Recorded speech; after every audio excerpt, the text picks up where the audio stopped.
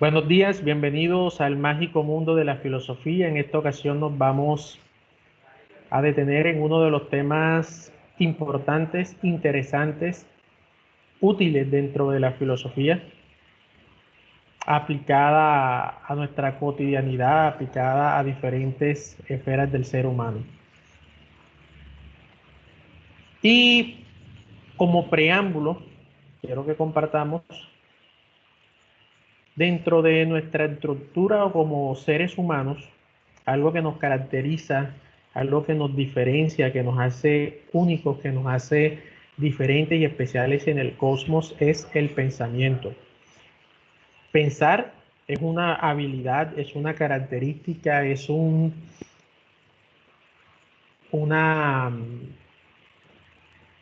algo inherente en los seres humanos.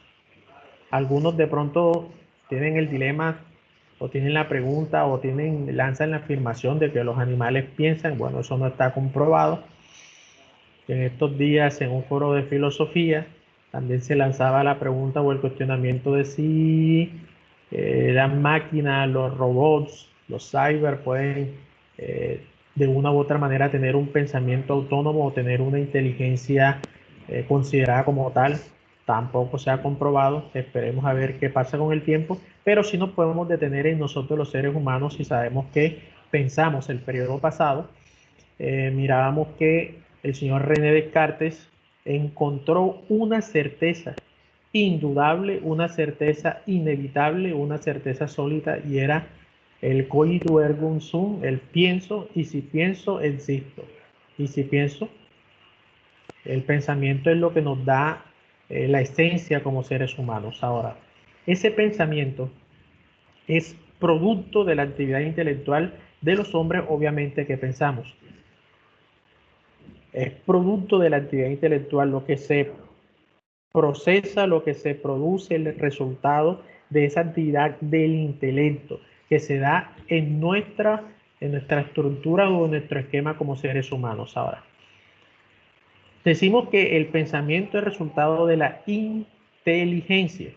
Somos, por así decirlo, seres inteligentes, seres capaces de que ese pensamiento o esa estructura que nosotros tenemos cognitivamente nos hace comprender, entender el mundo, ser en el mundo, relacionarnos con los demás, y como dirían en el Renacimiento y en la Revolución Industrial, no solamente podemos conocer nuestro entorno, sino que también podemos explicarlo y mucho más podemos modificarlo. Ahora, el pensamiento, lo que nosotros tenemos cognitivamente, se estructura, tenemos eh, un andamiaje, tenemos un equipaje de ese pensamiento, y a grosso modo identificamos tres partes o procesos dentro de ese pensamiento. El primero, el concepto.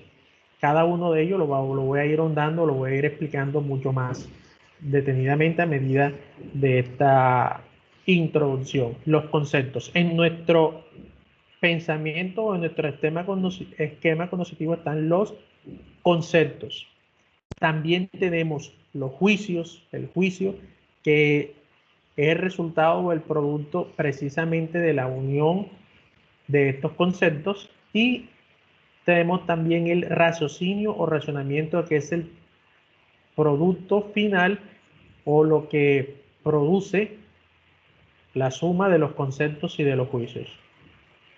Bien, independientemente de esta estructura, independientemente de cada uno de estos elementos, vamos a mirar que también están compuestos por unos elementos específicos en nosotros los seres humanos, que los vamos a mirar. Los represento con la figura de este hombre aquí pensante. El primero, el sujeto, es el hombre, es el ser humano, eres tú, soy yo, los que tenemos la acción de pensar. Como lo dije al principio, no hay ninguna prueba, no hay ninguna certeza de que exista otro ser hasta el momento en el cosmos que tenga esta característica, sino únicamente el sujeto.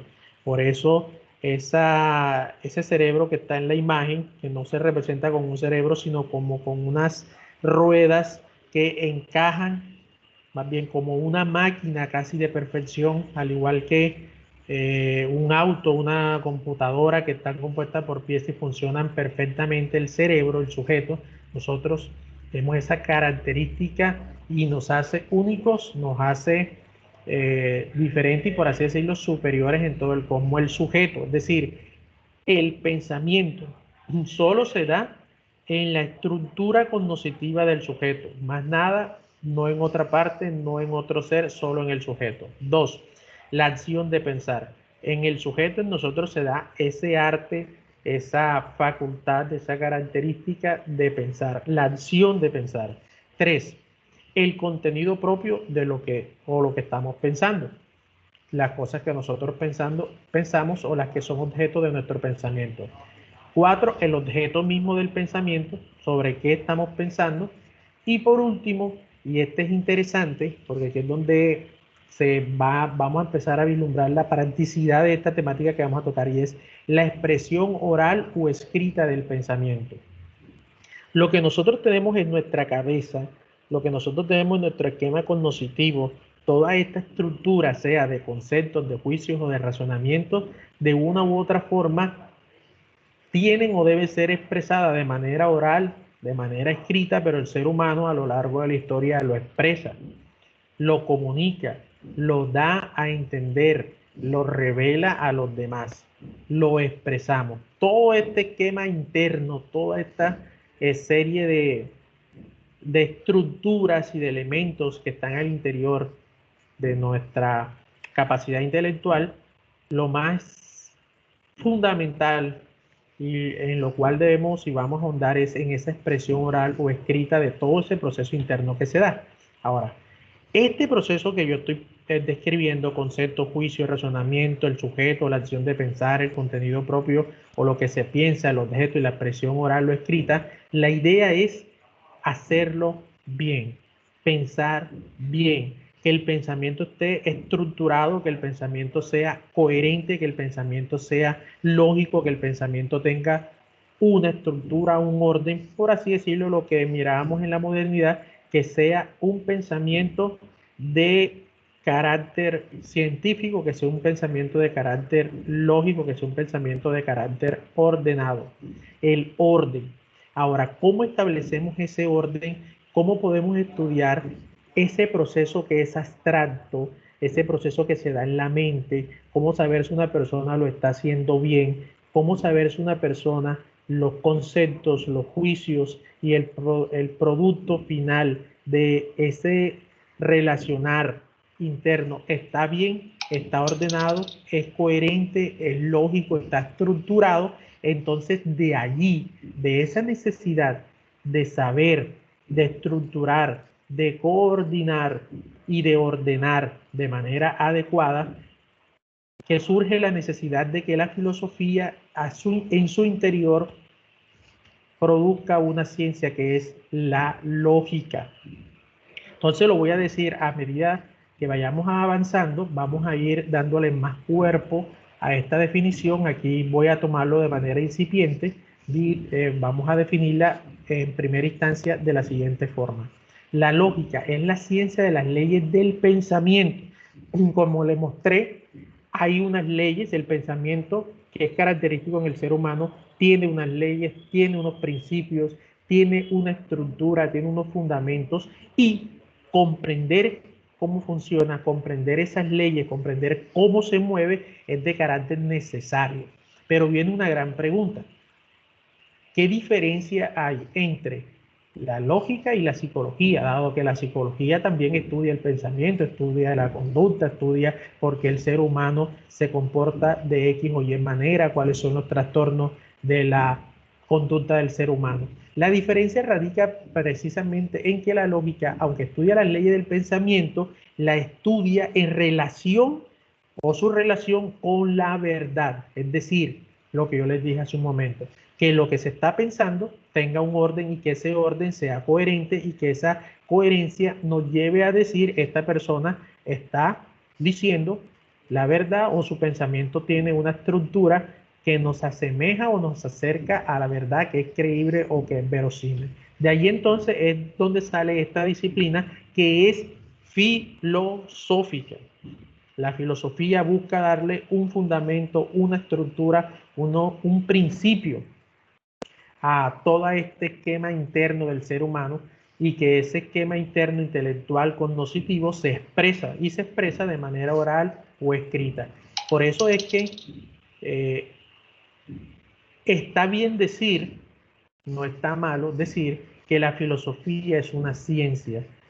¿Por qué la filosofía es una ciencia? Porque la filosofía tiene un método, porque la filosofía tiene una estructura, porque la filosofía tiene unos principios y unos parámetros definidos, como lo vimos con Descartes, que también utilizó el método o la duda metódica, y ese método tenía una estructura 4 pasos. Igual la lógica, aquí de hecho empezamos esta definición como ciencia de las leyes del pensamiento, que tiene por objeto estudiar la relación que el pensamiento tiene con la verdad. Entonces la lógica nos va a ayudar a discernir, y yo les decía que los abogados la estudian, que la ciencia la tiene como parámetro, porque es la capacidad que también que tenemos cuando una persona está hablando, cuando una persona está haciendo un discurso, cuando una persona está expresando algo. Cuando utilizamos bien este instrumento, la lógica es un instrumento, es una herramienta, es un mecanismo para determinar cuándo una expresión de este pensamiento está bien, cuando no está bien. Inclusive esto es tan importante porque hay veces que nosotros nos expresamos y podemos hacer ver una mentira como una verdad, y es lo que se conoce dentro de la lógica como las falacias, que también los abogados ven mucho, y si nos da el tiempo nos adentraremos en ella a estudiar la falacia, cuando un argumento, un discurso es una falacia, cuando está estructurado, etcétera. Esa es la idea. Entonces, en primera instancia, quiero acercarme en los conceptos, en los juicios y en el razonamiento. Vamos a empezar con los conceptos porque aquí vamos a ya a darle forma o a introducirnos en el seno o en el núcleo de la lógica desde el ámbito filosófico. Tenemos dos tipos de lógica. Aquí estoy con la primera, que es la lógica formal, pero también está la lógica proposicional, que esa la miraremos más adelante. Vamos primero con la lógica formal. ¿Por qué formal? Porque es de la mente, del pensamiento, de lo abstracto, de la estructura, de lo cognoscitivo, de lo intelectivo. Entonces decíamos que conceptos. Los conceptos es una necesidad y habilidad del intelecto para representarse la realidad. Es decir, las cosas externas, dijimos hace un momento que el sujeto en ese es quien se representa o quien se forma en su intelecto conceptos, y esos conceptos son ideas o representaciones mentales de los objetos, como por ejemplo perro, gato, silla, árbol, blanco, bonito, maluco. Todos esos son conceptos que nosotros tenemos representados, que tenemos en nuestra mente. Yo le puedo decir en estos momentos, cierre los ojos y piense en una manzana, y usted trae a su cabeza el concepto y o idea de manzana, porque ya está en su mente. Los seres humanos tenemos en nuestra mente esa capacidad de hacernos esas representaciones. De hecho, nuestro cerebro funciona así, haciendo esas representaciones. Es necesario por nuestro esquema cognoscitivo. Ahora, tenemos varios conceptos, tenemos varias representaciones en nuestra mente. Y aquí es donde entran los juicios. ¿Qué hacen los juicios? Los juicios unen, separa, afirma, niega diferentes conceptos. Voy a tomar uno aquí ejemplo. De ejemplo, dice, la silla es blanca. Si nosotros miramos, la silla y blanco están acá dentro de los ejemplos que coloqué de conceptos. Entonces, los juicios es esa facultad cognoscitiva o esa característica del intelecto de unir, de afirmar, de separar cada uno de los conceptos que están en nuestra mente, que están en nuestra cabeza o que están en nuestro cerebro, las sillas blancas. Pero ahora viene una facultad mayor. Esto va en orden ascendente y en orden de complejidad. Concepto, formación de ideas, imagen de nuestra mente, juicio, empieza, por así decirlo, a relacionar, empieza, por así decirlo, a unir, empieza, por así decirlo, a caracterizar, a establecer relaciones entre los conceptos. Pero hay un nivel un poco más avanzado y es cuando el intelecto empieza a comparar estos juicios con otros juicios. Y de esa comparación, de establecer esas relaciones entre los juicios, recuerden que decíamos que la expresión oral o escrita es una característica cuando nosotros empezamos a establecer relación entre esos juicios que se va formando el intelecto, podemos inclusive deducir, podemos llegar a un juicio o a una verdad desconocida. Coloquemos un ejemplo. Todos los hombres son bonitos, eso es un juicio. Ahora, en la parte que sigue, nos vamos a detener un poco en la formación, en la estructuración y conformación de los juicios. Todos los hombres son bonitos, eso es un juicio. El juicio tiene la característica de tener un sujeto y un predicado. En este caso, el sujeto serían los hombres o todos los hombres y el predicado sería son bonitos. Tenemos otro juicio. Nelson es hombre. En este caso el sujeto es Nelson y el predicado sería es hombre. Y aquí es donde viene la facultad o lo que hace el intelecto, lo que hace la mente, empieza a realizar o a establecer esas relaciones entre los juicios y a mirar qué tan cierto, qué tan falso, si es coherente, si es lógico, si es sistemático, si es ordenado, y nos va a dar una deducción. Yo aquí señalé deducir de un juicio una verdad desconocida. De pronto, para algunos de ustedes esta verdad era desconocida. Por consiguiente, Nelson es bonito. Esto desde el punto de vista lógico es sistemático, ordenado y es totalmente verosímil, es decir, creíble. Es dentro de su estructura lógica, dentro de su andamiaje, es netamente cierto. Todos los hombres son bonitos, Nelson es hombre, por consiguiente Nelson es bonito. Y entonces este tipo de razonamientos, este tipo de raciocinios, la lógica va a empezar a establecer primero, en el primer juicio, todos los hombres son bonitos. Esto desde el punto de vista del raciocinio, de razonamiento, nosotros podemos catalogarlo como verdad o falso. Si esto es verdad o esto es falso. Segundo juicio, que más adelante ya dentro de la estructura lógica no los vamos a llamar juicios, sino los vamos a llamar premisas, pero vamos por partes. Nelson es hombre. Eso tenemos que mirar si esta premisa es verdadera o es falsa, pero la lógica dentro de su estructura, y es lo interesante, después de que tenga el orden de la estructura del juicio deductivo, que esto sería un juicio deductivo porque va de lo general a lo particular, vamos desde todos hasta uno, por eso se llama deducción, va de lo general a lo particular, y lo inductivo es lo inverso. El juicio deductivo o el razonamiento inductivo va desde lo particular a lo general. Voy a repetir eso una vez más porque es necesario en lo que vamos a manejar. Los juicios o los razonamientos o la lógica deductiva, siempre que usted escuche deducción, va de lo general, de lo amplio, de lo macro, de lo extenso a lo particular. Y cuando escuche inducción, es lo inverso, va de lo particular, de lo singular a lo general.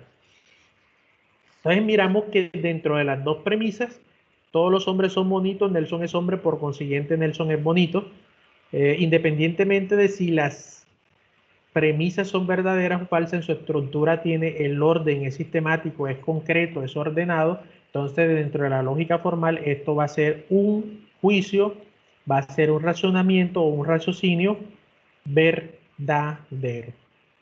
Entonces es interesante, es muy oportuno lo que vamos a mirar hasta aquí. Ya vamos a pasar a una parte un poco más que entraña lo que es la lógica formal.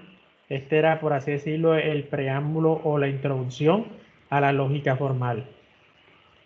Recordarles que en el video o al finalizar el video, usted puede hacer sus comentarios o hacer sus preguntas, sus aportes, y también es de vital importancia no olvidar suscribirse al canal porque lo vamos a seguir estudiando Vamos a seguir mirando este tipo de videos, entonces no olvide suscribirse. Muy bien, ahora sí, vamos adentrando en el mágico mundo de la lógica formal. Ya miramos de dónde salen los raciocinios. Pero en lógica, este tipo de raciocinios, como el ejemplo que coloqué, todos los hombres son bonitos, Nelson es hombre, por consiguiente Nelson es bonito, dentro de la lógica formal se van a llamar silogismos. Repito, este tipo de razonamientos, este tipo o unión de establecer los juicios que nosotros expresamos de manera oral o escrita dentro de la lógica formal se van a llamar silogismos. Ahora, ¿qué es un silogismo? Definámoslo. Aquí lo estoy proyectando. Dice, un silogismo es un argumento deductivo en el que se infiere. Miren que estamos utilizando categorías propias de nuestra mente. Deducción e inferencia. Argumento deductivo en el que se infiere una conclusión a partir de dos premisas. En la lógica formal vamos a deducir o vamos a inferir, se va a traer un tipo de conocimiento basado en dos premisas. Va a haber dos premisas y una conclusión, así como lo estamos viendo en el ejemplo que aparece en pantalla. Van a haber dos premisas en este caso y también les vamos a colocar nombres a estas premisas. Ya más adelante los vamos a mirar.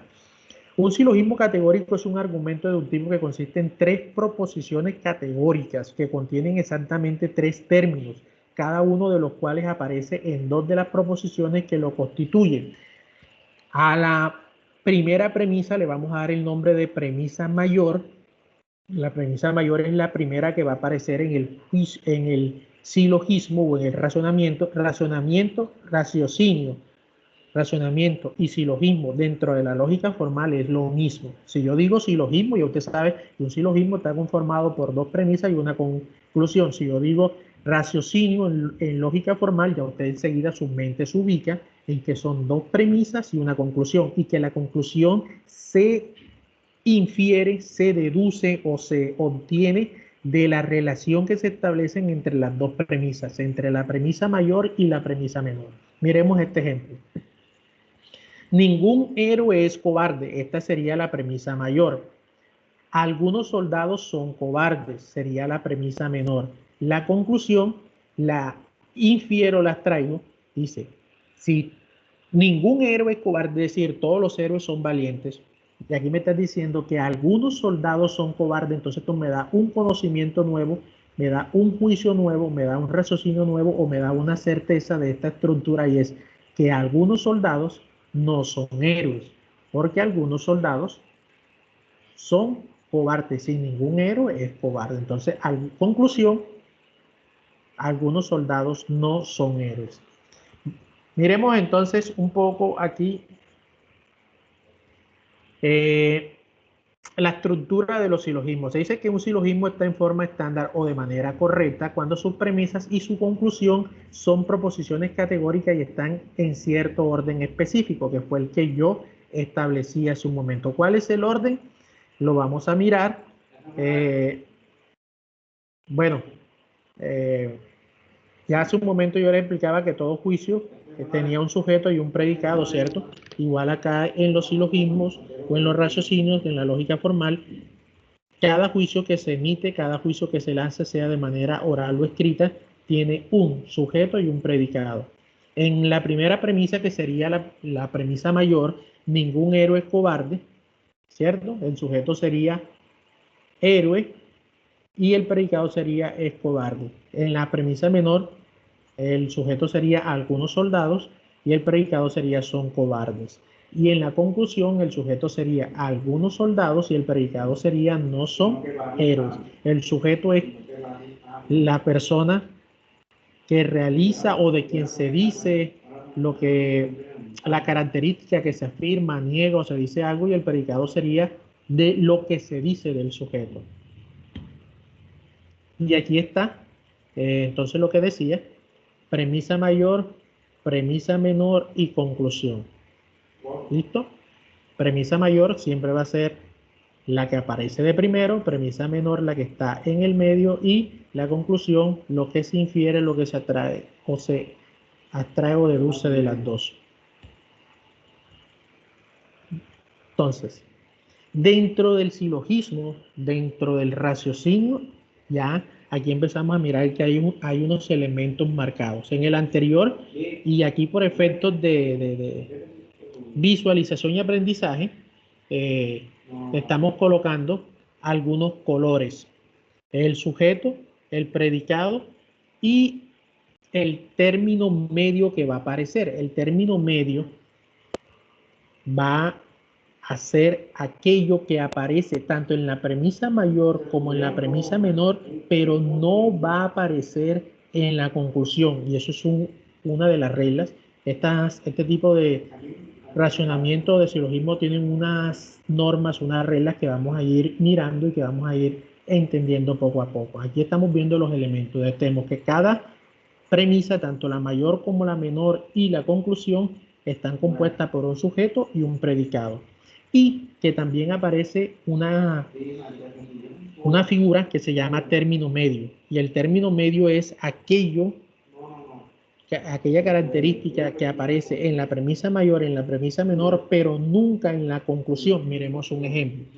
Aquí en ningún héroe están diciendo que es cobarde, el predicado, algunos soldados son cobardes. Miren que cobardes y cobardes aparece en la premisa mayor y en la premisa menor, pero no aparece en la conclusión, y aquí nos lo explican. El término medio no aparece en la conclusión. Listo, entonces vamos a hacer una pequeña síntesis de lo que hemos dicho hasta el momento de la lógica formal y de este tipo de razonamientos que se dan al interior de la lógica. El ser humano tiene una característica especial que es el pensamiento, que es pensar, que es una facultad cognitiva que tenemos. Ese pensamiento, dentro de su estructura, tiene unos conceptos, tiene unos juicios y tiene unos razonamientos o raciocinios, que independientemente de la estructura de cada ser humano, o que se da en nosotros los seres humanos, tenemos el sujeto que piensa, tenemos el objeto mismo o la acción misma de pensar, el objeto del pensamiento y lo que nosotros decimos de manera oral o escrita del pensamiento.